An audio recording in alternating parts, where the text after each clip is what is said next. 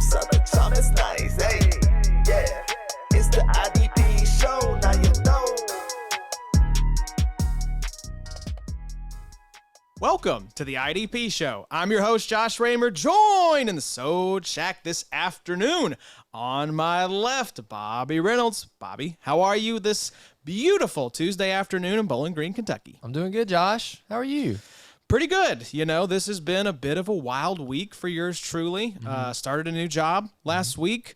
Funny how these things work out. You know, been doing this show almost 4 years now, which is wild. Yep. Been podcasting since about 2008, so 15 years. I've been doing this podcasting thing, and I actually landed a new gig as a lead producer helping people make podcasts. So awesome. It's a dream gig. It's just funny how something that starts out as like a pastime or a hobby can eventually, you know, turn into your career. Like, just wait until disc golf becomes your full-time profession. Hey, after the round I had yesterday, that ain't going to happen anytime soon. But no, from our humble beginnings over in the corner. That's right. Huddled around the single foot heater. That's right. Good times. Doing the XFFL podcast multiple times in the kitchen because I forgot to hit record. Yep. We've come a long way. For all the Swedish fans that were listening to our league podcast. An absurdly high number of Swedish listeners. It was strange. Yeah, of the 40 or 50 people who were listening to a podcast made for 12 people, at least probably 7 or 8 of them were Swedish. They're probably still hanging on. They probably haven't unsubscribed yet. Yeah. They're holding out hope for another episode to drop. The new uni? That's right. Yes, I'll give you guys this camera here. Yeah. This was the Father's Day gift from my dad, which is like, I think it works the other way. I think I'm supposed to give you a gift, but thank you. That's a good dad. That's a good dad. It's a very good dad. And I said on the pod before, after the whole Andrew Luck retirement fiasco, I just swore off getting jerseys. I got rid of all my jerseys. I just said, I'm not doing it anymore. But if you want to get me a jersey, I'm not going to argue against it, especially a player as exciting as Anthony Richardson. So that's a good one, man. I have been kind of doing the same thing over the last 6 months or so. I've kind of been on the jersey search a little bit because I've got the Gurley, I've got the Donald. Might have to get you an Ernest. Yeah, I don't know. Ernest would be sick. He's getting to that point. I've kind of wanted an Isaiah Simmons one, but how much longer I was gonna say, is it going to be relevant? That's a 1-year rental. Yeah, I liked the single number that he had last year, so that was cool. But, yeah, I was looking actually today on Twitter, but I think the Rams go to training camp on Saturday maybe is their first day, so I didn't realize it was like right here, like we're there. Training camp's usually at the end of July, I'm pretty sure. That's right. Gosh, I'm thinking I'm a month ahead right now. So maybe usually it's like the very last week in July, beginning of August. I was getting excited. I was getting hyped. hyped. I was like, oh my god, what month is it? You're like, this baby's got to hurry up. I was gonna say, I got a kid due here in a couple weeks. I got a new job. The concept of time is not one I'm really locked in on right now. Man, it's gonna be a long month then. No, just continued Twitter nonsense about players' values and whatever. It's going to be a rough month. But not a rough month in the podcast feed, Baba. We've got a great episode for you all today.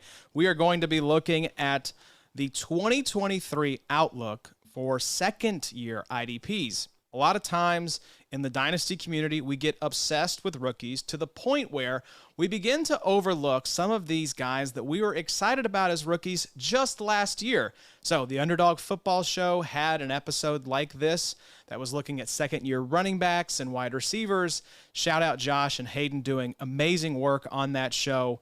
But that inspired me to think about, well, we know the dynasty outlook for these guys. In fact, we're going to talk about a lot of them on the top 24 or 48 dynasty edges, linebacker, safeties episodes that we're going to do later this offseason.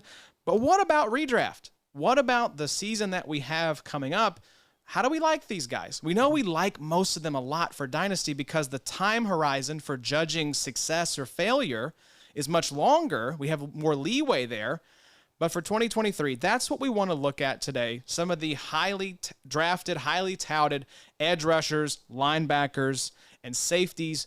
What do we like? Who do we like for 2023, Bobo? Should be a fun conversation. I agree. It's almost, I could argue it might be a little bit more important than the rookie content this year because the rookies in IDP, not necessarily that they're disappointing, but I just think that they're going to underwhelm to some extent coming into the 2023 season. Speaking in terms of the 2023 rookies, it's a little bit of a weird class. But No, we're going to talk about a bunch of like really, really good edges, some really good linebackers. It's going to be a fun show. Yeah, let's jump right into it, and let's start at the edge position. So what we're going to do for each player is we're going to look at Adam's dynasty rank, their ADP, and then I've got where I have them ranked in our redraft rankings. So a lot of the players that we're going to mention, the market is pretty dialed in on these guys, Bobo. And as a reminder, you can check out this ADP. It's part of the IDP Show draft kit over at the IDPshow.com. $5 a month. We're getting ready to do our June update. So a lot of the rankings will be updated and all the blurbs, making sure we keep those updated. So if you want to pop in there, now's the time to do it. We got IDP Madness going on well, Bobo. A 12-league, 144, team super league, essentially, like a contest, if you will. And we're giving out $500 to the winning team. So if you want to play some best ball, come jump into IDP Madness. You've got a league. I've got a league. Adam's got a league. It's going to be fun. It's going to be a lot of fun. We're about 50 best balls deep at this point. Yep. Halfway on our march to 100. Yeah, the Madness will get us to 55 total best ball leagues. So that's awesome. We are on the march to 100. But if you want the ADP, it's an invaluable resource for doing these drafts. And I was very surprised how locked in the market is on some of these guys. So let's kick things off right at the top with the edge position. One of the most highly drafted, highly ranked edge rushers from the 2022 class was Aidan Hutchinson of the Detroit Lions. Addy has him as his edge 7. The ADP, he's the edge 7, and I've got him as my edge 10. His 2022 stats, he played 84% of snaps, 17 games played, 12.1 points per game. He was really good in coverage. Yeah. Weirdly enough, that's his best PFF grade, but overall 80.7. So, Bobo, I'll start us off here on Mr. Hutchinson. Fun conversation to name drop another pod, the Athletic Football Show. They were asking if the Lions had a pass rusher who is capable of getting hot for the playoffs and generating at least 20-plus pressures en route to a Super Bowl appearance. Very fun episode. They were looking at what's the formula, what's the cocktail for a successful Super Bowl run. Whether you win it or not, what do you need in place? And a one hot pass rusher that could generate at least 20 pressures on the way to a Super Bowl was one of the ingredients. And they said, Robert May said this, and I agree, the Lions believe Aidan Hutchinson, at least by the end of 2023, can be that player. One thing that I really looked at here, Bobo, was the end of season finish. No surprise. You can find this information in Adam's Dynasty ranks. He has all of the game logs and the splits. Beginning of the season, weeks 1 through 9, and then 10 through 18, he looks at the points per game during those two spans. So you can see, did this player finish the season strong? Did they taper off a little bit? Aidan Hutchinson finished the year strong. He went from 10.3 points per game to 13.6 with 11 points per game in the fantasy playoffs. Now, we talk about it all the time, Bobo. Pass rushers can take about 3 to 4 years to finally develop and finally hit. But Hutchinson, he was a hit in his rookie season. He is way ahead of schedule. I expect him to enter superstar territory in 2023. What say you about the Lions edge rusher? I couldn't agree more. I mean, we saw everything that we wanted from Aidan Hutchinson, exactly like you're saying, Josh. Rookie season, you see 9.5 sacks in a position that, like you're saying, takes some time to develop. It takes some of these pass rushers some time to kind of figure out the scheme, figure out, how to play on a defensive line in the NFL versus college. Aidan Hutchinson is everything that we want. He's a young guy. It's not like we're looking at a 24, 25-year-old edge rusher. He's 22.8 years old, 9.5 sacks. All the PFF numbers are great. Man, is this a guy that, we've talked about in these best balls? We've talked about your top 5 off the board, your Max Crosby's, your TJ Watt, your Nick Bosa, your Myles Garrett, your Micah Parsons. Should Aidan be considered in that conversation? Yes, he should. And I will say that he is right now going right outside that. So you see the top 5 in order right now by ADP: Parsons, Bosa, Watt, Crosby, Roquan, and then Myles Garrett. But in terms of the edge rushers, those are the top 5 guys, and the only ones who go in front of him, Hassan Reddick, is just Hassan Reddick, and he has Brian Burns right behind him at edge 8. So I think the market is spot on. I have him ranked a little bit lower, but I mean, you look at who's going around him, and I'm like, give me Aidan Hutchinson. I've taken him quite a few times at that 1-2 turn. That's typically where you see him and Kayvon Thibodeaux, the next guy on our list, are at that 1-2 turn. Now, Dynasty, you're on the clock, and the big 5 are gone, and you're looking at Aidan, Jalen Phillips. Who you taking there? I'm going Aidan. Are you really? Yeah. See, it's very close. I was looking at Adam's ranks, and Adam has Jalen a spot above Aidan, which is kind of, that's splitting hairs to some extent. But Aidan, man, he is just up-and-coming team. I'm buying into the whole Dan Campbell narrative. That defense is probably going to be better this year. Maybe he has a little bit more help on the defensive line. Wheels up for Aidan Hutchinson. I would love to have him in Dynasty. I don't really have him in a whole lot of spots for some reason, but I could be watching the next big superstar here. That's right. Could be the next Nick Bosa. Exactly. You know? So a highly drafted guy. That's everything we ever could have wanted him to be. So he's what we expected Chase Young to be. Exactly. You know? And what Myles Garrett turned into, what Nick Bosa turned into, Aidan Hutchinson is all of that and more. So outlook for 2023 is, wheels all the way up for Aidan Hutchinson. But another player that I have ranked a little bit lower than Aidan Hutchinson, one spot lower, it's not like it's a lot lower, is Kayvon Thibodeaux. He is Adam's Dynasty Edge 8. He is by ADP, the Edge 9, 22 and a half years old. He played 14 games last season, 11.5 points per game, and 79% of snaps. Green across the board by PFF, 72.5. As I mentioned, he is my Edge 11, so I've got him and Aidan ranked just a little bit later than what they're going by ADP, but I've got them back-to-back for a reason, which is I'm optimistic about both of them, including Kayvon Thibodeaux, and the public is too, going as Edge 9, 2 spots after Aidan Hutchinson.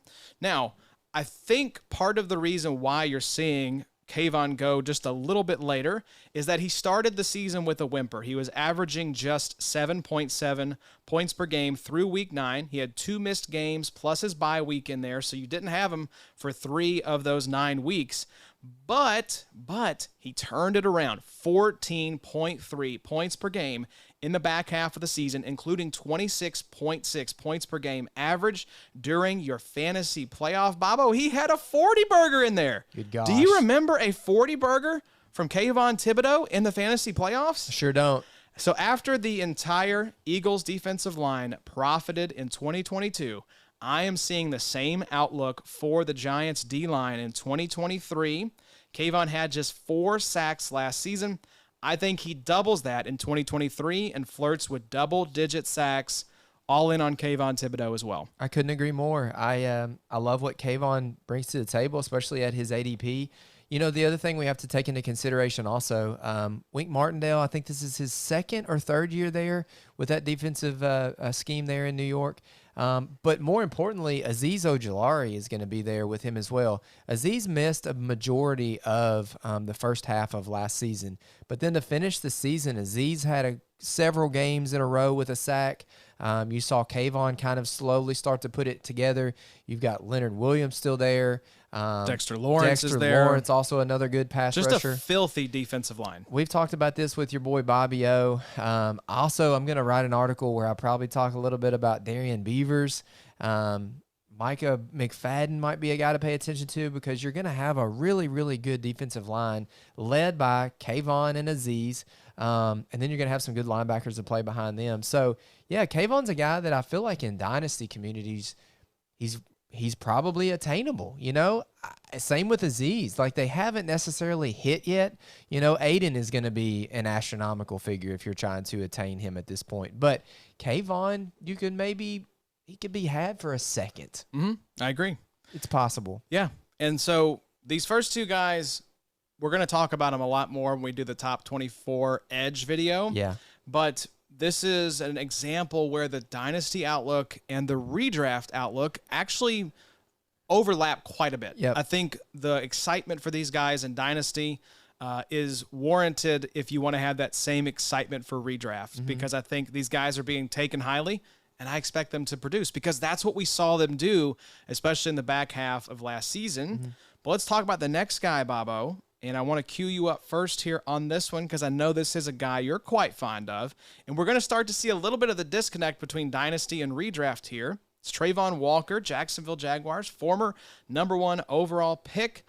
He is Adams' edge 16 for dynasty. He is going as the edge 30 right now by ADP. 77% of snaps, 15 games played, 14 started, just 8.2 points per game. Some yellow and orange across the board, 58 overall defensive grade, but 73.5 in coverage.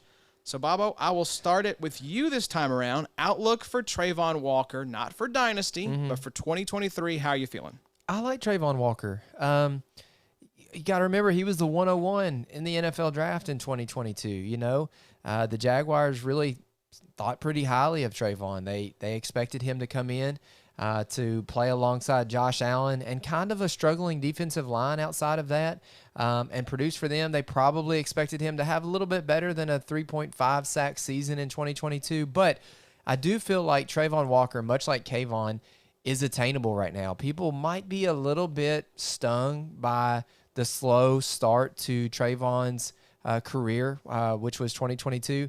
But I feel like Travon Walker in 2023 could be more in the 6 to 8 sack category time frame. 6 to 8 sack statistical category in 2023. It's going to be interesting to see. I know we've talked in recent episodes about Devin Lloyd and how they intend to use him.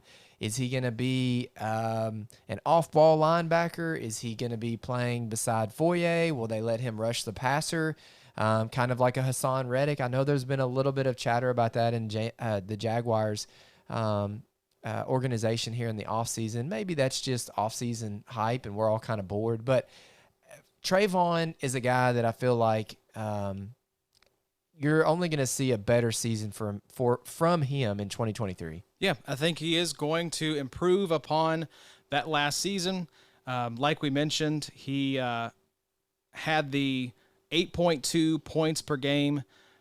But I think what you're talking about with that disappointment probably stemmed from the fact that he popped off for 26.2 points in week 1 and then went 4.5, 5.5, 8.25, 5.25 the 4 weeks after that. So I think there is a little bit of sting that managers are feeling, especially if they got starry-eyed after that week 1 performance.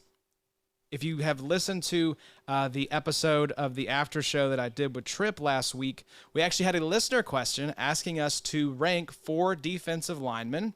And it was Travon Walker and George Karlaftis were the 2 in that lower tier, because we had a higher tier with Josh Allen and Jeffrey Simmons that Tripp and I both felt good. Those were the 2 best options there. Yeah. But then debated Walker versus Karlaftis.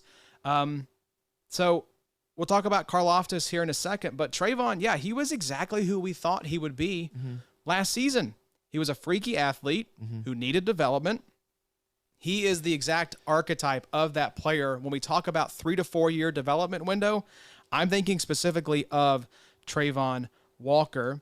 So I've got him as a back end edge 3. I've got him as my edge 33 right now. That's great. I think he'll be in the mix to start for you, but I'm not really comfortable if he's my edge 1 or 2. Yep. I want 2 other guys ahead of him. Part of my hesitation is he did seem to hit a rookie wall last year. He averaged just 6.8 points per game after week 10, after starting the season 9.1 points per game. So he is one of the very few rookies we're going to talk about today that actually got worse as the season went along. Yeah. And exactly like you're saying, he was a project type. He was just a freak athlete. Not all of these guys are just crazy pass rushers in college. A lot of them are just guys that we like their metrics, we like their RAS, we like their size, we like their ability, we like the way that they play, we like the upside that they could potentially give our team. And Travon Walker fits the bill. for what he was drafted to be for the Jaguars in 2022, I'm really not that disappointed. It really wasn't that bummer of a season. For where he was drafted in the NFL, you're probably a little bit bummed. They weren't drafting him for 2022. Exactly. They were drafting him for what the future could look like. Correct. And I think the future is bright. Like, I don't want to get too down on Travon Walker, because I think if you had realistic expectations for this guy, he's right on track. So 2023, I'm not calling for or expecting a top 24 finish. I think if he finishes somewhere in that 25 to 36 range at the edge position, I would be very happy with that for IDP. Now let me ask you this: are you worried about Travon Walker being the one for the Jaguars going into 2024? Because there's a real possibility that the Jaguars don't keep Josh Allen. Josh Allen has just been mediocre over the first 4 or 5 years of his career there in Jacksonville. So if Travon Walker is your DL1 for the Jags, are you a little bit more concerned if he has rookie help that year and he is kind of the one guy that offensive linemen can double team, can pay attention to, can kind of scheme to chip block? Are you worried in another year? I know this is a little bit far out, but can he be a team's one? Yes, he can. And I think he was drafted to be a team's one. If you go number one overall in the draft, that team's belief is that you can be the premier edge rusher for that team. And it could have been a succession plan. They could have seen Josh Allen's contract coming down the pipe here, UFA 2024. And he hasn't been paid. Yeah, let's give ourselves some insurance in case we don't want to re-up with Josh Allen. And that might be another reason as to why they maybe think about bringing Devin Lloyd off the edge. Could be. They did draft the guy, Ventrell Miller. I think they moved up for him in the third. Still have Chad Muma. Whatever you think about him. And still then have Foye. He's there there for a while. You know, it's a little bit of an embarrassment of riches from a linebacking perspective, but man, Josh Allen and Travon are both going to have to play pretty well this year, not only for Josh Allen to get another contract, but also for Travon to live up to the hype that he was drafted for. And for the Jags to make a playoff run, exactly, which I know is something they want to do. So let's talk about the next guy. We already mentioned him. It is Furious George Karlaftis. So Furious George is 22.2 years old. He played 64% of snaps, 730 snaps in 2022, 17 games played, 8.7 points per game. Graded poorly across the board for the most part, 50.2 overall PFF grade. Very poor tackler, apparently, 26.5. Pass rush, 58.1. So I guess in the important metrics, he was decent. He was okay for year one. I actually have him as my edge 26.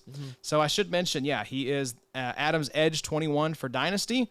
The ADP has him as edge 41, and I've got him as edge 26. So he is one of the guys that I am looking at in these best ball drafts because I think he's going to outperform what the market expects of him. He started the season quiet, came on strong to finish things out. He was 5.2 points per game through week 9, then 11.8 points per game from week 10 onward. If you had him in the fantasy playoffs, you were happy with his 12.3 points per game. Now, he did all this despite seeing a dip from 72% of snaps to start the season down to 55% of snaps to finish things out as veterans like Carlos Dunlap and Frank Clark saw more snaps. Now, I would be worried about Karlaftis losing playing time if those vets were still on the team. But, Bobo, they're not. Yep.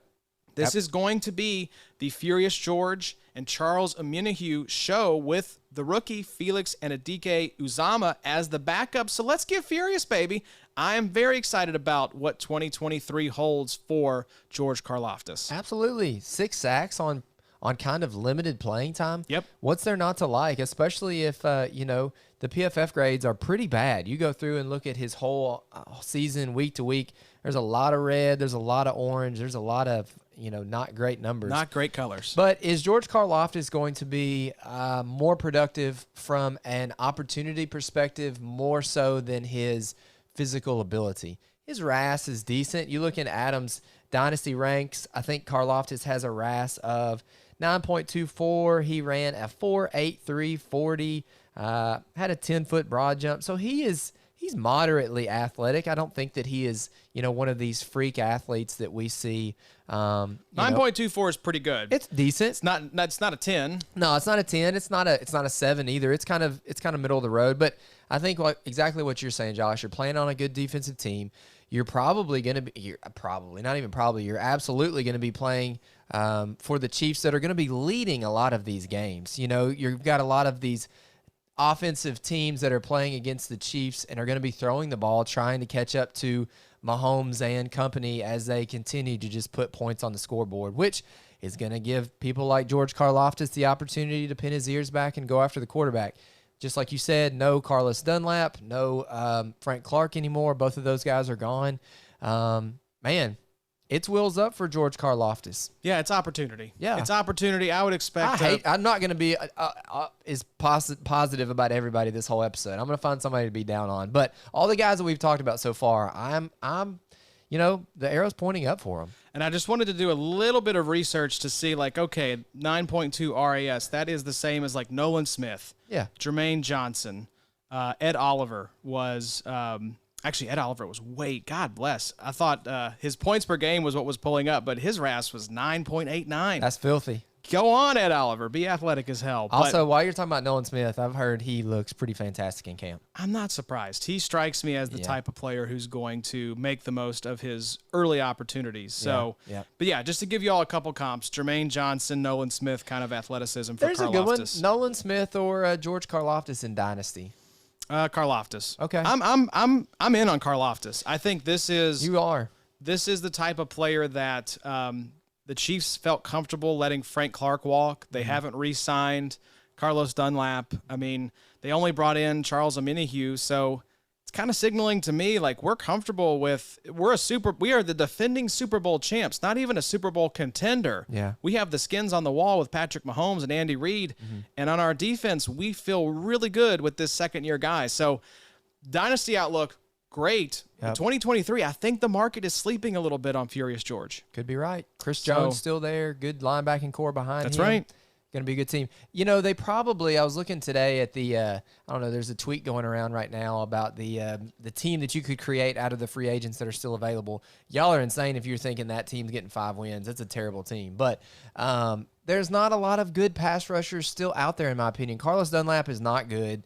Unique Ngakoue is still out there. Unique is fine. Same with Clowney. Clowney's just a big name at this point. There's not a lot of people that are going to come in and going to affect a 64% snap share from Karlaftis in 2022. I really think that that's going to go up to 75% snap share. North of 75% is what I would expect. I would set that as the over-under. I like that. But this next guy, very interesting case of what we should expect because not as much of a sample size as George Karlaftis because, well, he was hurt, recovering from an Achilles injury. It's David Ojabo, Baltimore Ravens edge rusher, second-round pick out of the University of Michigan.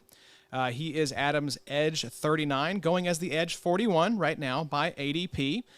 Now, he was basically he was the Nakobe Dean, essentially, of edge rushers in 2022. He was more of a thought experiment than actual proof point on the field. He played 21 snaps across 2 games, graded very well in that very small sample size, but you basically have to throw the rookie season out the window, Bobo. Only 2 games played, but the key here, like we mentioned with Karlaftis, it's opportunity. Ojabo's only competition is Odafe Oweh and Tyus Bowser. Yeah. So I'm optimistic about David Ojabo, but I will say not enough to reach for him in redraft. Edge 41 is pretty rich for a guy that is got 21 snaps under his belt. Yep. I would much rather take Tyus Bowser at edge 78 than take David Ojabo at edge 41. Where's Oweh at? If you can pull that up. I believe he is 53. Okay. I agree with you about Ojabo. He's an interesting case study. He's not necessarily somebody that I'm banking on. Ojabo is the type right now that in trades, if you can do other more pivotal, you got a trade where it's just not quite the value that you're wanting, whether it's a running back or a wide receiver or even an IDP. Throw in Ojabo. Yep. Let me just hold on to him and just kind of see what happens. Yeah. Oweh, I was thinking of a different player. He is edge 47. Wow. So he's going a little bit after Ojabo. Man. And even though Oweh has been disappointing, I'd still rather take Bowser because you get the discount. Yeah. And we've seen flashes from Bowser. I'm off Oweh entirely. So if I want to swim in that kind of range, I'll take Ojabo. But this is ambiguous enough and unproven enough that I'm not really interested in these guys outside of Bowser. Yeah, I agree with you. Ojabo, Owe played a ton of special teams down the road at the end of 2022. That's a rough look for a first-round pick. It sure is, man. And Ojabo, where did he play? I think it was Michigan, so a bunch of Big Ten ball. The Achilles is a little. It's not concerning. It's interesting to pay attention to, just because that's kind of been that one injury that's just so hard to come back from. Achilles is scary. Carl Lawson kind of came back from it. I guess we're seeing Cam Akers come back from it. I am not banking on David Ojabo replicating that one game of PFF numbers throughout the 2023 season, and I think he's being drafted like he is going to right now. Yeah, little too rich for me. I'm not going to be in on David Ojabo at those prices, but I do think if you can get a ridiculous discount or get him thrown in as a sweetener on a trade, if maybe the manager isn't as high on him, that is where I'm interested. But I'm not paying the price for that. I don't even want Owe. I don't even want to hold on to Owe at this point. I think he's a roster clogger. Yep. I'm not interested. Save that spot for one of these guys early in waivers who's going to pop off week 1, 2, 3, 4. Early on, there's going to be somebody defensive end that pops off, and you're going to want to be high up on the waivers to get them. Don't let a guy like Odafe Owe keep you from doing that. So let's move to linebacker. Now, we just had the top Owe's 40. Going to go crazy. Yeah, this he'll year. be the number one edge, of course. But we just had the top 48 linebacker episodes, and thank you all for checking those out. Those are probably going to end up as our first and second most listened to episodes of all time at this point. So thank you all so much. We know you are linebacker thirsty, so that's why we put those episodes out into the top 48. But we're going to kind of zoom through these guys here because we gave a lot of our thoughts for Dynasty and a lot for redraft as well on those two episodes, but wanted to mention them here as well as second-year players. We're kicking things off at linebacker with Quay Walker, Adams Dynasty LB8, going as the LB6. And that's what we'll talk about here in just a second. He played 82% of snaps across 17 games, 12.3 points per game, 121 total tackles. He had 5 TFLs, 1.5 sacks. I have him as my LB21. People love them some Quay Walker, Bobo. And if you listen to that episode I referenced, it's easy to understand why. As Adam pointed out, Quay checks all the boxes of a guy who could average 16-plus points per game in a season. But, man, that price is too steep. Oh, yeah. I've got him as a back-end LB2, which is probably, I would say, too low. But LB6 is way too high, especially when you have Devondre Campbell, the more proven asset, going as LB29. Wow. So I'd much rather take Devondre Campbell and have been taking Devondre Campbell. I think if you can snag Quay in that LB2 range, you'll be happy. But, man, if you're taking him in the top 6 at his position, not so much. Yep. I think there's two big windows to pay attention to for Quay and for Devondre. Devondre Campbell's dynasty window is rapidly closing. Quay Walker's dynasty buy window is rapidly closing also. Going into 2024, Adam said it last episode, but the Packers probably move on from Campbell after 2023. And then you're going to see linebacking core led by Quay Walker going into the 2024 season. So 82% snap share in 2022. He had 121 total tackles on that snap share. I think that we're going to see that increase and then take another big jump into 2024. I really like Quay Walker. There was a time when he was in the tunnel smacking the wall where it was like, oh, Quay, this is worrisome. But I do think if you can rein that in and you can kind of tell him how important he is to that franchise, Quay Walker could be the next top 6 dynasty linebacker. I think he could get to this top 6 sort of outlook for dynasty. I think he could be top 5. Hell, he could probably even be top 3. Yeah. But, and I know we like to make fun of him acting like a child as a grown man, but I think they will rein that stuff in. This dude's still young. Devondre Campbell actually is a UFA in 2027. There's not an out in that contract till 2025. Wow. I thought it was sooner, but yeah, too. I've got it pulled up right here in Adam's ranks once again. Yes, sir. He has the contract information for a lot of these guys. So Devondre Campbell, I'd much rather take him at ADP of LB29. Quay Walker, not going to have a lot of Quay Walker shares, even though I do like his outlook. I'm even lower on him by my rankings than what the market is saying. So I think you're going to be disappointed if you're drafting Quay Walker where you have to get him right now. But let's talk about some other linebackers not going as high. Troy Andersen is the next guy on our list. LB14 by Adams Dynasty Rankings, ADP of LB31. He is 24.2 years old, came into the league a little bit older. 43% of snaps last season, 17 games played, 5 started, 5.8 points per game, 40.2 overall PFF grade, 69 total tackles, 3 TFLs. I've got him as my LB32. So I'm right in line with where the market is, Bobo. But I'll kick it over to you first to give your thoughts on the potential breakout in Atlanta. Yeah, so Troy Andersen in our best balls is going as the LB30, somewhere in that range. Yeah, he's LB31 right now.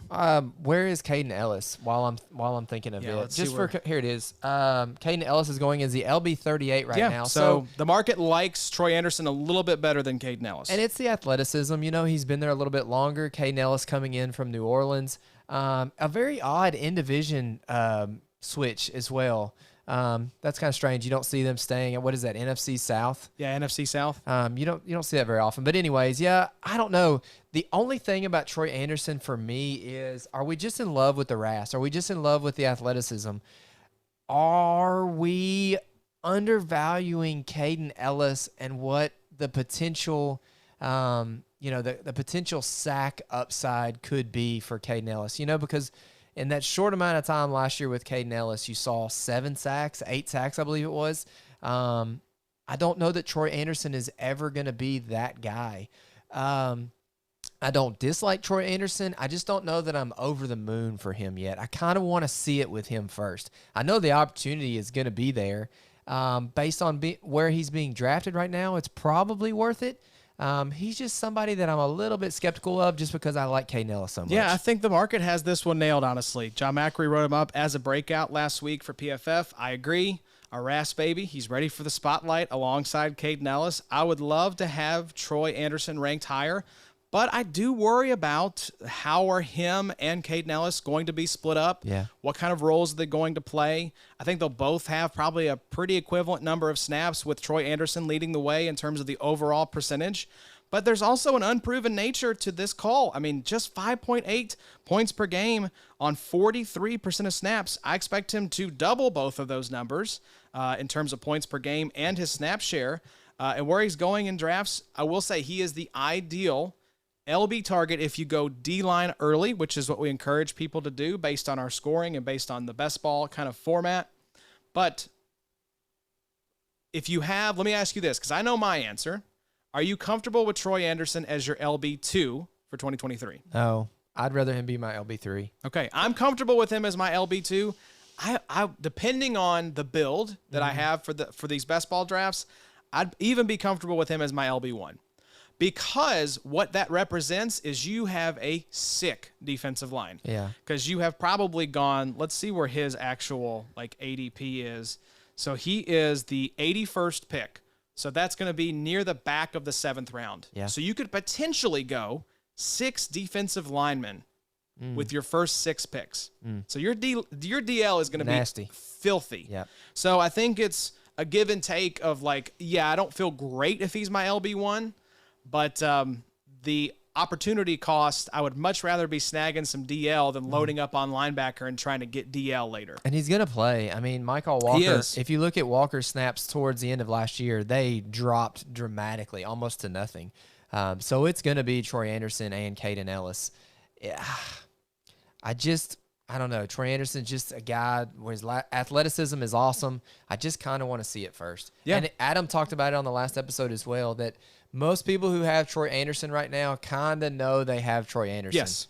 It's not like, who's he? I don't think you're hoodwinking somebody. No, not at all. You get somebody come into an orphan team, then maybe it's like, hey, you know anything about this Troy Andersen? But he's going to be probably more expensive to acquire than he's really worth right now, I would think. You're probably going to have to give at least a third, I would say, for Andersen. I'd say a third. Yeah. But what's funny is a lot of these second-year linebackers, they're in good situations, but we are projecting a little bit. Because the next guy up here on the list is, I mentioned him earlier, he is purely projection at this point. It is Nakobe Dean. He is Adam's LB15 right now for Dynasty, going as LB23 by ADP, 22.5 years old. It's amazing how many of these guys are 22.5. Only played 34 snaps in 2022. 17 games played, but 0 games started, 13 total tackles, 1 TFL. I've got him as my LB19. Now, a younger, more foolhardy Josh would rank Dean inside the top 12 because the lane has totally cleared for Nakobe Dean. TJ Edwards, Kaiser White are gone. It's just Nicholas Morrow joining him. Here's what I think could play out, Bobo. Tell me what you think of this scenario. Is it possible that Dean starts out the season slow? We all panic because he's not playing over Nicholas Morrow. And then by season's end, he's the clear LB1. Yep. Can't you just see that plan? Can't you see us having a week 3 conversation on the recap pod? What saying, are we doing with Dean? Oh, is it time to sell Nakobe Dean? Yeah. You know, because Morrow is, 95% of snaps and Dean's down around 75, 80%. Yep. Couldn't agree more. That I could totally see that happening. That's why I have Dean as a back end LB2. Again, LB19 for me. It reflects my belief that this guy has LB1, like at top 12 potential in his range of outcomes, but the downside is also there, and that this is purely projection. Two things. I really trust the Eagles defense. They really know what they're doing. They have a great defensive line going into this. I mean, good gosh, Josh Sweat, Hassan Reddick, all the D tackles, Milton Williams, Jalen Carter, the Fletcher other good one, Cox. Jordan Davis, Fletcher Cox. Now they've got Nolan Smith that could be coming off the edge at times. So it's like, are they arguably maybe the best defensive line in football? Quite possibly. Were the linebackers really that good that played for the Eagles last year? TJ Edwards is fine. I think they were both solid. White was okay. They're not elite linebackers in my opinion, but I think the Eagles, that position there, that the linebacker 1, the linebacker 2 even sometimes for the Eagles is just such a great opportunity for IDP production. You don't really have to necessarily be the best tackler. You don't have to be the best in run defense. But that defensive line is going to be so good that it's going to make you, an average linebacker, look that much better. You're exactly right in the other point, Josh, to where we need to think about this. Every time we sit on here on the podcast and we talk about Troy Andersen and Caden Ellis, Quay Walker could play linebacker. We talk about Nakobe Dean being let's talk about him as a top 10 dynasty linebacker. There's a chance that Nick Morrow gets more playing time than him. I just want people to understand that it's really cool to talk about this stuff in June and July and August, and then we're going to get hit by so many curveballs in September to where we're like, what are we doing with these guys that aren't playing? This is not how we drew it up. Exactly. And so it's like we try to be ahead of the curve here because the end of year finishes never look like the previous year's finishes. So I think if you're just expecting the same thing to keep happening, you're going to be probably at least 50% wrong. So our objective here as a show is to make educated predictions while also shooting for upside, right? It's like we can go scoop a Nick Morrow off waivers after week 1 if he is the 95% snap linebacker in Philadelphia. Yeah. But what if Nakobe Dean is the 100% snap guy?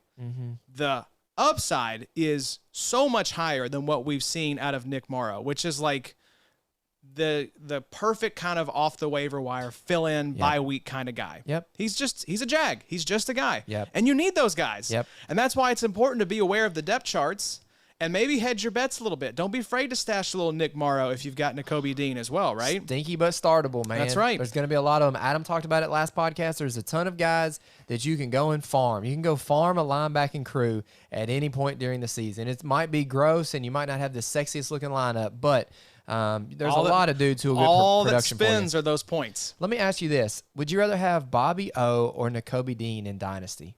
Probably, man, that's a great question. I would say probably, Nakobe.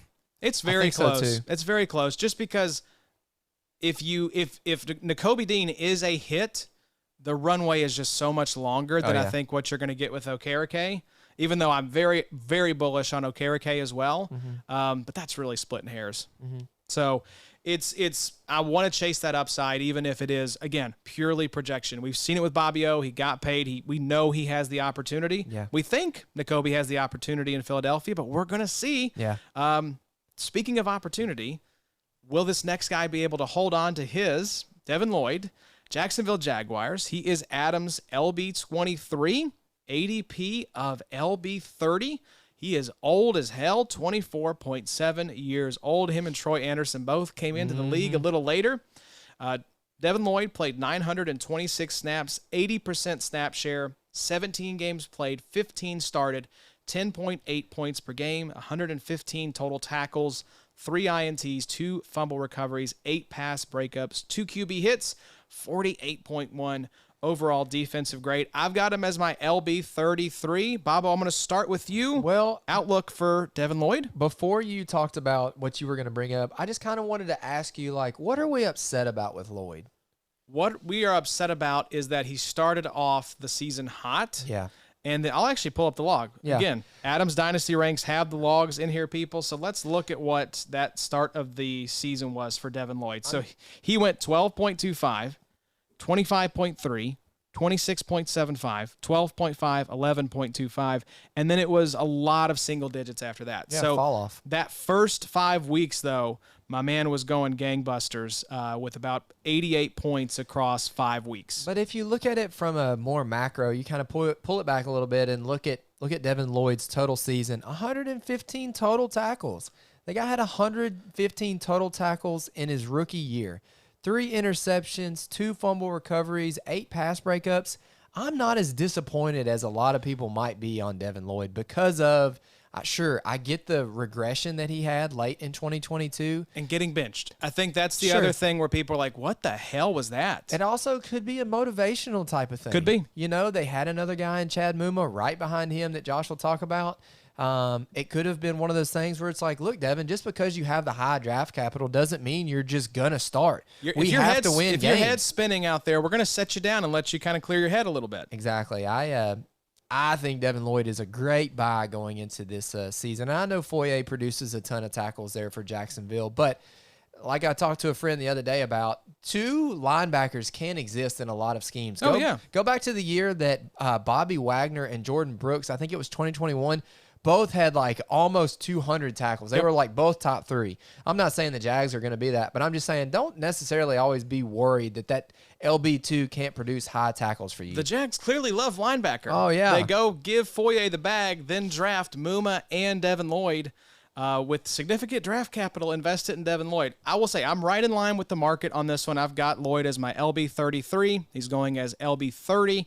I like Lloyd better for Dynasty than I do for redraft because we know King Foye is there. So is Chad Muma. I do think that Lloyd ends up with the bigger workload than Muma, but this whole thing, it makes me nervous.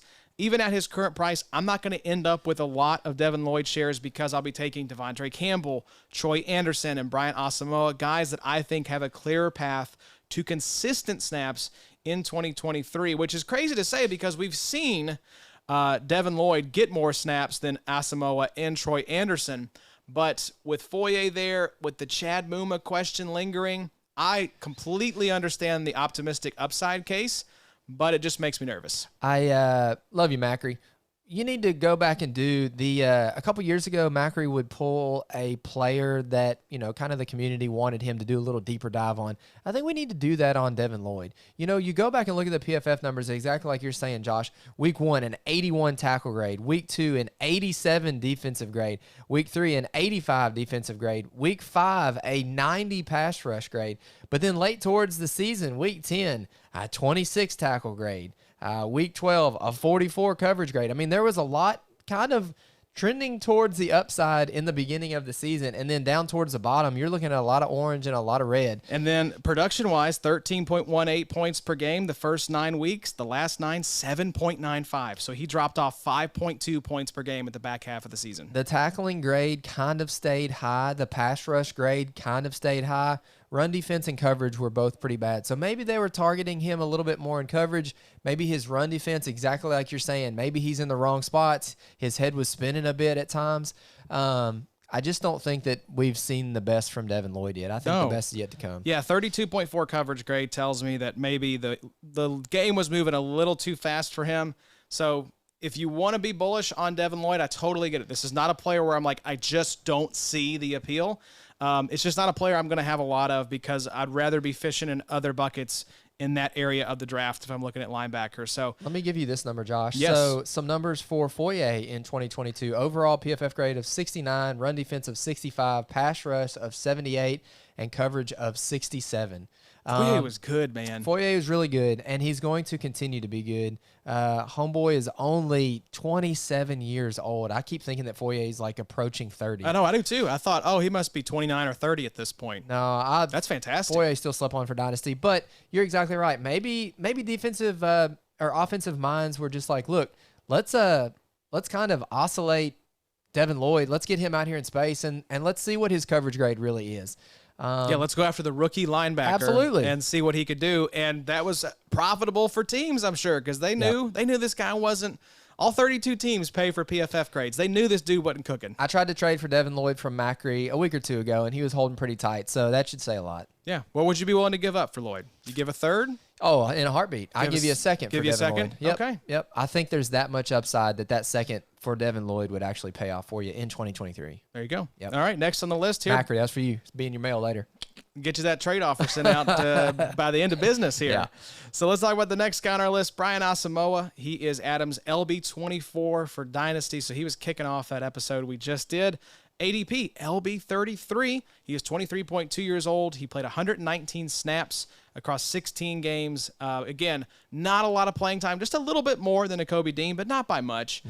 Graded very well in that small sample by PFF, 78.8 overall. He is my LB17. So I've got him ranked a little bit higher than where I've got Nakobe Dean. I talked about this with Tripp. We are both team Asamoah over Jordan Hicks. Are you on board with us? Are you going Hicks? Man, I want to go Asamoah with you, but I feel like the whole Hicks narrative could be something we're completely missing. So let me make the case here. Please do. So I could see something similar to Nakobe Dean, where Asamoah isn't the guy week one, but by the end of the season, he very clearly is the guy. If I were picking between the two, I think Asamoah has a better chance to be the guy we think he can be right away, which is why I have him ranked a little bit higher than Nakobe Dean, who is my LB19. I know there's concern over there about how profitable the role is in Brian Flores' defense and whether Hicks will be the dude, but I'm trusting what the team told me when it let Eric Kendricks go. You don't do that for a journeyman. Yeah. You do it for a rising star that you believe in, which is Brian Asamoah in my eyes. I love that. So I don't think you clear the decks to get Jordan Hicks more playing time. I think you do it because you know what you've got in Brian Asamoah. Now, I'm not saying in a trade, but in IDP production for 2023, who produces more, Brian Asamoah or Jack Campbell? I would say Brian Asamoah. I think you're probably right. That's a good one, though. I think the Jack Campbell narrative, we may be just a little too quick on. I expect him to start week one, just like I expect Asamoah to start week one, but I am more confident in Asamoah being a second-year player versus a rookie. I think it's just good practice to temper expectations. Campbell may be seeing like 60% snaps on the season, maybe somewhere in that realm.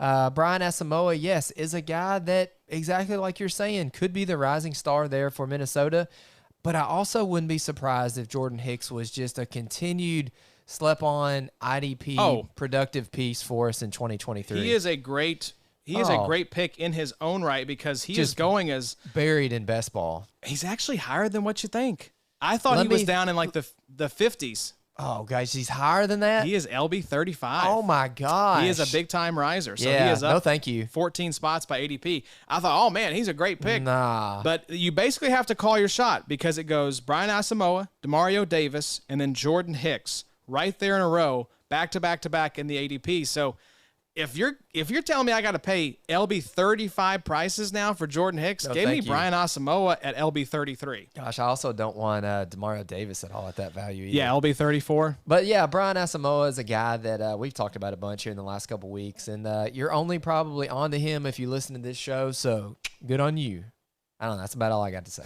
I like him. Go back and listen to the episode that we just did a couple weeks ago if you want more Brian Asamoah takes. And you and Tripp are exactly right because Brian Asamoah is the perfect archetype to talk about the potential ups and the potential downs of maybe rostering him in 2023. Well, and as Tripp pointed out, he's a perfect fit for Brian Flores' defense. That's what he wants. We know from the episode with Tyler and Drew, as Tyler famously said, Brian Asamoah can boogie. You feel And so I think he's going to be able to do that in the middle of this Minnesota defense. You feel comfortable if he's your LB3. You're probably a little worried if he's your LB2. Yeah. I mean, I've got him as my LB3 right now in our main league. And that's fine. Feel great about it. Yeah. So let's move to DB now. We've got a few names to talk about, kicking things off with Jalen Pitre. He is Adam's dynasty safety 2, which was kind of surprising. He's actually got Kyle Hamilton, the next guy on our list, one spot lower.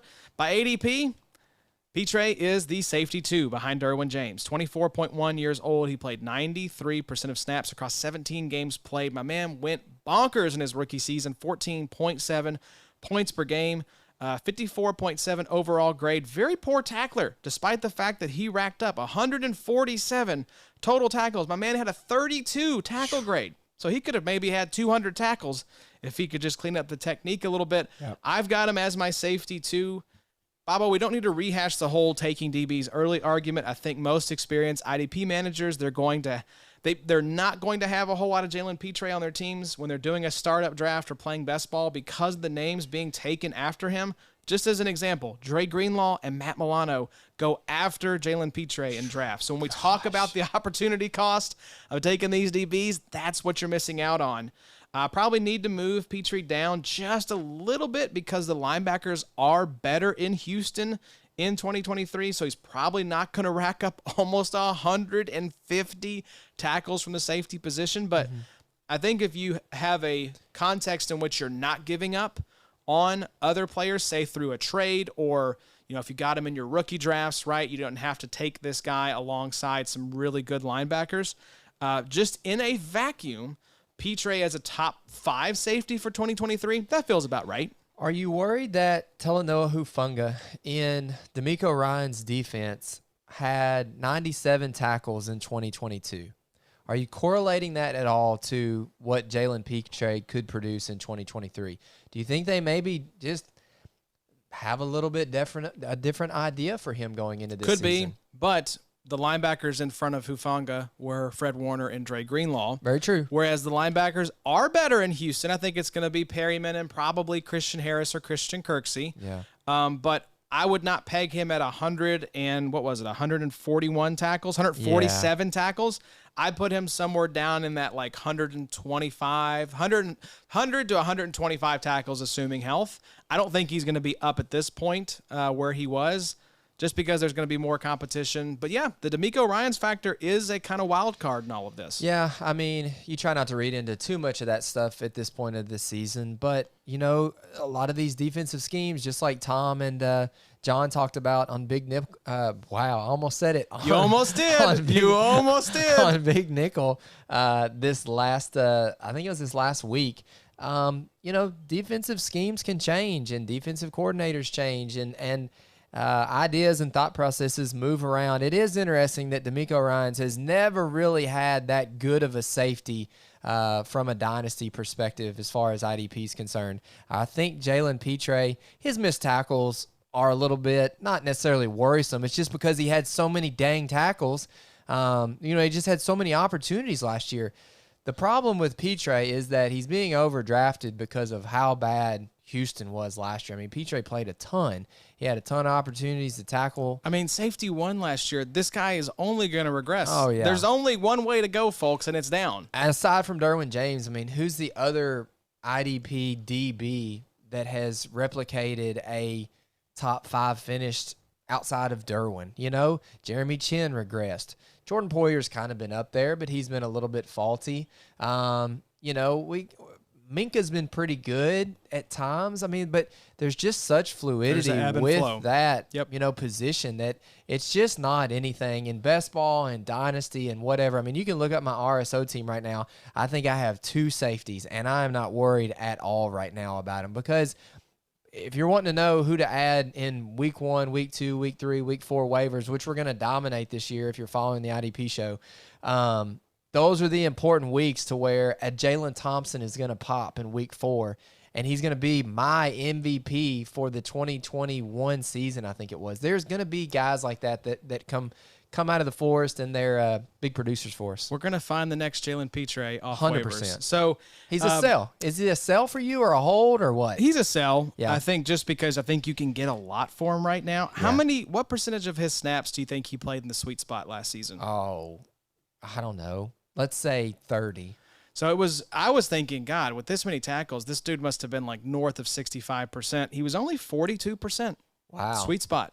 Wow. So that's very low. That's like Adam actually has it sorted right now by sweet spot, and that was 50th for DBs. So that's gonna be my big question: is where does D'Amico Ryans use this guy on the field? Because he's not necessarily like the biggest box banger. No. He was just all over the field. The dude's a playmaker.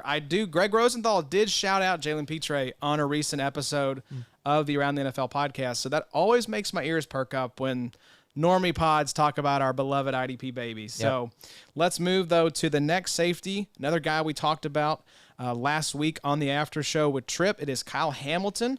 He is Adam's safety 3 for Dynasty, going as the safety 7 right now by ADP. He's 22.3 years old, played 53% of snaps, 16 games played, 4 started, 7.8 points per game, 87.6 PFF grade. Gorgeous, blue grades across the board by PFF. Fun stat that I brought up on that show, Bobo, in case you all didn't hear it, is that despite playing, almost half of the number of snaps that Chuck Clark got, Kyle Hamilton finished with 3 fewer points by Big 3 scoring in 2022. Of course. Because he's a maniac. He's going to outscore Chuck Clark this year, too. Oh, man. It's too soon, Bobo. Sorry, Chuck. He is my safety 5 right now, so I am a little bit ahead of the market. But go back and listen to the after show episode with Tripp if you want my full bullish take on Hamilton. I'm not going to rehash it here. I thought I was too high on him. And then Tripp told me he had him as safety 3. Wow. King Derwin, you better watch out because there is a challenger coming for your safety 1 throne. I would not fault anyone who puts Hamilton as the safety 1 for 2023. I think this dude is going to ball out and be the player that we thought he was going to be in 2022. I think we were just a year too early. Man, here I am just telling you about Jalen Pitre and how we fade DBs. And the next 2 guys that we're going to talk about are guys that I normally don't offer a whole lot for a DB, but man, Kyle Hamilton gets the juices flowing. 22.3 years old, 82.3 PFF grade in 2022, 9.34 RAS, ran a 4.59. The thing with Kyle Hamilton for me is just we haven't really quite seen it all yet. 4 games started. The window is quickly closing for Kyle Hamilton. But, this is maybe some of the bluest PFF numbers that we've seen in a long time. I don't know what else there is to say about Kyle Hamilton. Opportunity is going to be there. The talent is going to be there. There's been, historically a lot of production from that Baltimore safety position in IDP. I love Kyle Hamilton. If you want to draft him high in some of these best ball drafts, it's a little bit risky just because of the position, but I'm not going to hate it. It does look cool to look at your DBs and see Kyle Hamilton on there. Yeah, let's play the ADP game because this is kind of fun because I think, unlike a lot of these safeties, Kyle Hamilton is one guy that I don't mind overpaying for compared to where he's being drafted. So he's really close, actually, to a couple players we just mentioned. He is currently going right behind Caden Ellis, who's the LB38. So you get the safety 7 versus the LB38. Jordan Brooks is actually right behind that at LB39. Divine Diablo, Jamin Davis, Buda Baker. So looking at some of the guys around him, are you sticking with those linebackers or will you take a swing on a Kyle Hamilton? I have a very definitive answer. Okay. Do you? I would take a swing on Kyle Hamilton at that 100%. point. Yep. 100%. Jordan Brooks, no thank you. Caden Ellis, I get the upside, but the ADP is still too high. I think at that point I will have my linebackers filled out to the point that I'm going to do my typical strategy of let me take one safety in the first 8 to 9 rounds to kind of solidify that room. What round is that that you're talking about? So he is going as the 96th pick. So that is a end of the 8th round. That's so fine. If you want to do the 8th round safety grab like I do, that is a common target for me. That's been beautiful. Ever since you said that, I've been kind of doing that in these best balls. And you can come out of, the first 4 rounds and you've got probably 3 pretty solid defensive linemen, maybe 1 linebacker.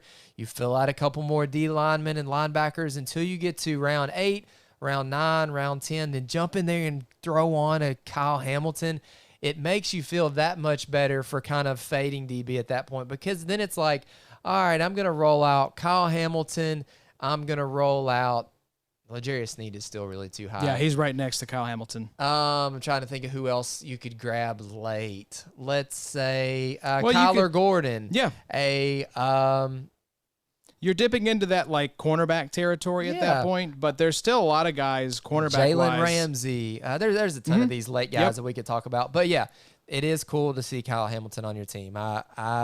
If you want to go ahead and let's talk about this. King Derwin, you just brought it up. Would you trade Derwin for Kyle Hamilton at this point? Let's look at this. Trading Derwin for K-Ham. So Derwin right now is the safety 1 in Adams ranks. He is 26.9 years old. If I have Derwin and I'm looking to get Hamilton, I want Hamilton plus for Derwin. 24.6 points per game in 2021, 15 points per game in 2022. Derwin's been healthy. He's been paid. Obviously, you want what now? What did you just say? I want Hamilton plus for Derwin if I'm holding Derwin. 100%. But what plus would you do? So you have Derwin, and you're like, look, this might be a nice little window to go, get a little younger at the position, maybe get this next guy that I like, plus some help. What would the plus be? It doesn't necessarily have to be a pick. It could be a positional upgrade. Yeah, I mean, if I could get a, maybe one of these kind of, sort of sexy pass rushers, like, could you get a Travon Walker or a Karlaftis? That's exactly where I went. I went straight to Travon. I think there's a possibility that you could maybe do that. Yep. What pick-wise would it take for you? Would it take a second? I think it would. I would want a second.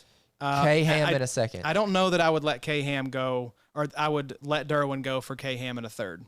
I think it's got to be at least a second. Interesting. But if I could get Karlaftis or Travon Walker, or maybe one of these linebackers thrown in with K-Ham, that gets the deal done for sure. 100%. I love that. I'm not saying it's time to sell Derwin, but I do just think the next crop could be here. Yeah, and if you got what did you say Derwin's age was? 26? 26.9. So he's still younger than I thought. Kyle Hamilton 22.3. The next guy that we're going to talk about is 24.2. That's right. Let's talk about it. Who's the next guy, Bobo? The next guy we're going to talk about, maybe my favorite DB in the streets I wanted right to now. give you the solo cam for I this get a one. little hot and sweaty talking about Jaquan Brisker, rank in Adams dynasty ranks of safety 4, an ADP of safety 4. Spot on. Well done, guys. Bang on. 24.2 years old. His 2022 snaps, he played 955 snaps, which was 100% snap share for defensive backs. For the games that he played. Correct. 15 games 15 played. games played, 15 games started, 12.1 points per game, 104 total tackles, 2 pass breakups, 5 tackles for loss. So here's my motivator for Jaquan Brisker. Great PFF numbers, 70 pass rush grade, 67 overall defensive grade. The thing with Brisker is he is so fun to watch. Yep. Oh my gosh. And I just told you 104 tackles, 2 pass breakups, 5 TFLs. Kind of disappointing. There's not a ton of like big plays.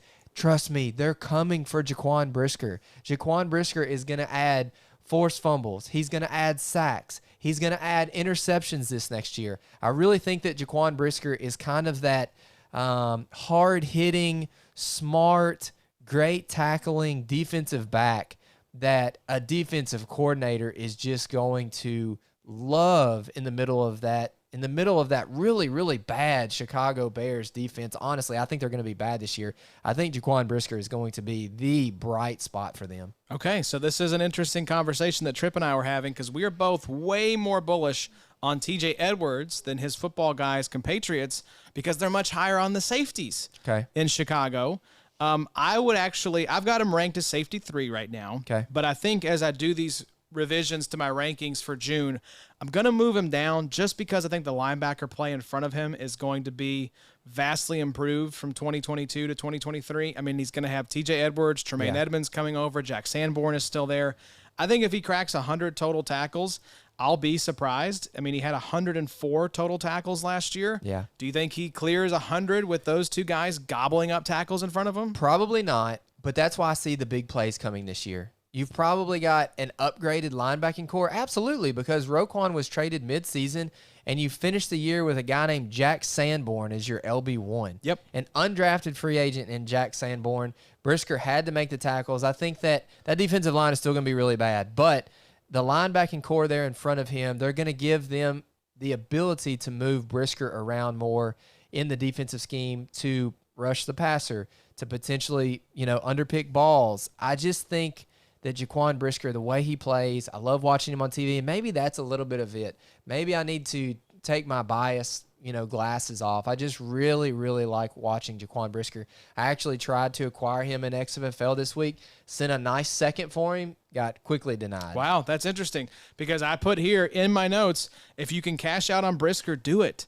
Wow. And just sell him to Bobby. Sure. Don't forget, points per game, it actually dropped from weeks 1 to 9 to weeks 10 to 18. He dropped from 12.3 to 11.7, so not the biggest drop in the world, but it is worth noting. Mm-hmm. He finished as safety 21 by Big 3 scoring, so going from 21 up to 3, where he is being drafted right now, double check myself on that. No, safety 4. Even going from 21 to 4, that's a massive jump.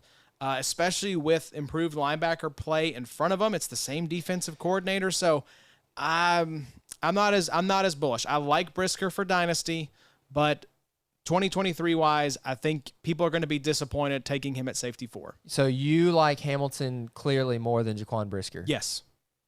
I gotcha. Even with, because you can make a similar case with Roquan Smith and Patrick Queen there in front of him, but I just think Hamilton's a better player. Yeah, very possible. But that'll be a good one to track, Brisker versus Hamilton, because you're right, very similar circumstances. Yep. So I did want to look up and see what Brisker's ADP. What his sweet spot usage was. Yeah, please do that, because he was high, 65.1. Wow. But here is another tick in Kyle Hamilton's favor, 81.2 sweet spot for K-Ham. And only 53% of the snaps in the games that he played. Man, maybe we're too low on Kyle Hamilton. Maybe that's what we're learning here. I think we may be too low on K-Ham and too high on Brisker. Exactly. But that's just my take. Exactly. Let's wrap up with a couple cornerbacks, though, Bobo. Please. Everyone's favorite position. Yes. We're going to kick things off with the sensation that Sigmund Bloom called on our podcast, Marcus Jones, cornerback for the New England Patriots. His 2022 stats were all over the place. 37% snap share, 18 offensive snaps. He played 15 games, started for 15.6 points per game. He had catches. He had punt and kick return yards. He had tackles. He had tackles for loss. He had picks. He had fumble recoveries, defensive touchdowns, pass breakups. He had interception return yards. Marcus Jones was a cheat code. He was like a throwback to the days when players were playing quarterback and linebacker and punter. This dude did it all. He is my CB1. I don't draft Patriots as a rule, but for the general public, I don't mind spending up to get Marcus Jones. He is a difference maker in CB required leagues, especially if they score kick and punt return yards, which you should. Will he get the work on offense in 2023? Probably not, but he should see more defensive snaps. CB required leagues, Marcus Jones is my CB1, and I don't know that it's particularly close, Bobo. Absolutely. Marcus Jones is a guy that is really elevated from his punt and his kick returns. That's right. And I think that is the reason that we probably need to sell him. Former Jackson State and current Patriots cornerback and kick returner Isaiah Bolden has been taking as many reps as possible as returner during the OTAs. This is at New England Patriots 6X on Twitter. So he averaged 36.9 yards per return in the nation last season. So what I'm trying to get at is I had heard that there was a up-and-comer for the competition for punt and kick returns there. And if you eliminate punt and kick return from Marcus Jones' repertoire, I don't want anything to do with it. That is an important caveat. If we see definitive proof that Marcus Jones is not going to be returning kicks and punts He's in not a 2023, good enough of a corner to stand alone on he that. drops way down the rankings. This is very much reflective of the way that we have kind of thought about IDP scoring and how we're ranking these players is we are ranking them in the context of kick and punt return. And we don't like to dictate scoring that much other than to say you should absolutely be scoring things that can be scored. Yep. That's my general opinion on scoring. When players do things well on a football field, they should get points for it. Marcus Jones was great in 2022. I'll give him that. But the odds of him replicating that in 2023 are so minimal. We're just sitting here talking about how rare it is for a safety to be a top 10 one year to the next. The possibility of a cornerback replicating a top 5 finish from one year to the next is so. We're talking about it primarily being what is his scoring here? Probably 70% of his scoring is kick and punt returns. Probably, yeah. I'm selling Marcus Jones as quick as I can right now. Well, there you go. Let's talk about the next guy on the list here. Should be a little more stable and consistent because there's not a big chunk of his scoring dependent upon a wild card like kick and punt return. It is Kyler Gordon, Adams CB4 for Dynasty, the CB11 by ADP. He played 97% of snaps, 14 games played, 14 started, 10.3 points per game, 71 total tackles, 2 TFLs, 3 INTs, a forced fumble, and a fumble recovery, 6 pass breakups. He had some INT return yards and fumble return yards in there, 49.8 overall PFF grade, 46.4 in coverage. He is my CB9. This is absolutely one of my favorite targets when I'm punting DB is Kyler Gordon. Getting 10.3 points per game from a cornerback, that is really solid. He had 65% sweet spot alignment in 2022 and finished the year up 1.7 points in his points per game average. He looks to be resuming that nickel corner role from 2022. And unlike Brisker, I don't think he'll be competing as much with Edwards and Edmonds for tackles in the range where he's going. I actually don't mind him just taking him outright because the other guys available are more dart throw, DL, and linebackers at that point. Yep, I couldn't agree more. Kyler Gordon is a guy in a lot of these best balls is just forgotten. He's a lot of you see him go in the draft and you're like, dang it, that was actually a really good That is the exact reaction I have had every time I've seen Kyler Gordon go off the board. Yep, he's one of those guys. I forgot about him. You need to throw in your queue and you need to mentally have a have a little notepad that, whatever round it is that he's being drafted in, you need to kind of start thinking about him because once he's drafted, I always kind of have that remorse that I didn't go get him. But yeah, Kyler Gordon looks like his opportunity, looks like the scheme, looks like everything that we saw from 2022 is more replicate. Can be replicated. Replicate table. I think that's a Harry Potter spell. Something like that. I just put a spell on him. But no, we were just talking about Marcus Jones and how I'm not rolling back 2022 into 2023. I think it's going to be a vastly different year for him.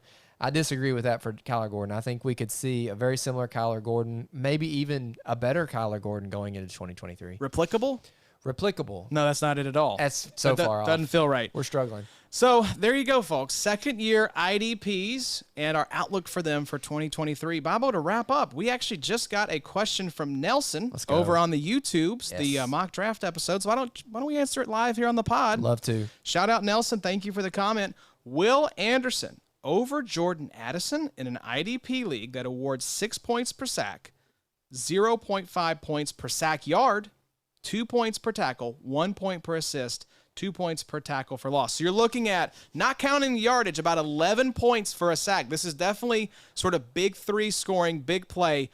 Will Andersen over Jordan Addison? That's a great question. The answer for me is yes. Yeah, probably. JJ's still there. JJ's still the best receiver in the game. JJ's about to get paid. Absolutely. And reports are good on Addison. I think he's going to be a nice player. But are we going to see him be like a Devontae Smith? Are we going to see him be like a really good number 2, Jalen Waddle? I don't know, because the only reason that I'm a little bit skeptical about Jordan Addison and Justin Jefferson a little bit to some extent is Kirk Cousins in 2024. Yep. Could he be the quarterback for the Los Angeles Rams? Could he be for the 49ers? Absolutely. I saw that news story coming out. There's a lot of narratives moving Kirk Cousins around, which means then you're probably putting I don't know who the quarterback would be. Kevin O'Connell is a very good coach. He was the OC there for Sean McVay when they won the Super Bowl in 2021. He's not gonna be left on a boat with no paddle. He will have a good quarterback. I just don't know that it will be a Kirk Cousins level quarterback. Let's play out the upside case because I think that's an interesting way to look at it. Yeah. Adam has mentioned on here before, what if we look up in week 7 or 8 and we said, oh God, that's Micah Parsons. Yeah. That's the 2023 version of Micah Parsons is Will Andersen. So let's take that upside case, and let's take the upside case of Jalen Waddle. Mm-hmm. Do you want Micah Parsons or Jalen Waddle right now? You always lead you always kind of tend to want offense over defense, correct? In certain cases. I'm saying Josh, not in general public. I think in this case, though, it's like, if I can have the number 1 overall IDP asset, which is in Will Anderson's range of outcomes. I think it is in his range of outcomes. He could at some point be the IDP dynasty asset number 1. Does Jordan Addison ever get there? I don't think so. Jalen Waddle might be the wide receiver 1 this year. Tyreek's in some mess. I don't know what's going on with all that. But, yeah, you're right. But the idea of that Addison being the team's number 2, that Devontae Smith, Jalen Waddle, I think if you want to take the Addison side, I don't blame you, but I'd rather take the guy that could be the number 1 overall asset on his side of the ball. Man, because what I'm getting at in the first question is that it's real similar to XFL point scoring. I mean, yeah, it's big 3 scoring. It's big play. And most places you're seeing Quentin Johnston and you're seeing Jordan Addison go ahead of Will Anderson. Man, that is really tough. I don't know that I can answer that question. I'm probably going Will Anderson just because of JJ, just because of the way that the next 2 to 3 years probably look for the Vikings. But that's a great question. So you're going Addison? No, I'll probably go Will Anderson. Okay. Go Will Anderson just because of my love for Justin Jefferson. There you go. All right. Well, thank you again to Nelson for the question, and thank you all for listening. We really appreciate y'all tuning in. We have the breakout episode coming with Jace Abbey and John Macri next week. We've got it's a Jace Abbey double feature here in the next 7 days because we also have Jace on the divisional preview episode with Sticky Z. Mm-hmm. They are going to be doing one of our divisional preview episodes for the after show, so make sure you're subscribed over there, theidpshow.com. And then he'll be on next week with John Macri talking breakouts. This was fun, Bobo. We've got a little bit of a break here for us. Jake and Evan are going to be tagging in to do top 24 DBs, and then we will be coming back at you all with the top 24 Dynasty edge rushers. I can't wait to hear Evan talk about Jaquan Brisker. That's right. Be good to get those boys' takes on some of our favorite Dynasty safeties. I think old Evan loves Jaquan Brisker, and I think old Jakey likes Kyle Hamilton. So I think y'all should get together and fight. Sorry, Adam's not here. We at least should yell once. Somebody had to yell at least once, and I appreciate you picking up the slack. Yes, but sir. Yeah, Addie's down at the beach enjoying some well-deserved, well-earned R&R. So enjoy the golf courses, enjoy the beach, Addie, and we'll see you here in a little bit. But, yeah, like I said, look forward to some John Macri episodes, some Jace Abbey episodes, some Evan and Jake. We're going to have y'all covered the rest of the offseason and draft kit updates coming out. Jump in IDP madness with us, y'all. This is a fun time of year. It may seem like the slow time of the year, and on the sports calendar it is, but for the IDP show, the wheel is going to keep on turning. We're going to keep you all up to date with what's going on. So until next time, Bobo. Yes, sir. We'll see y'all later. It's the IDP show, now you know.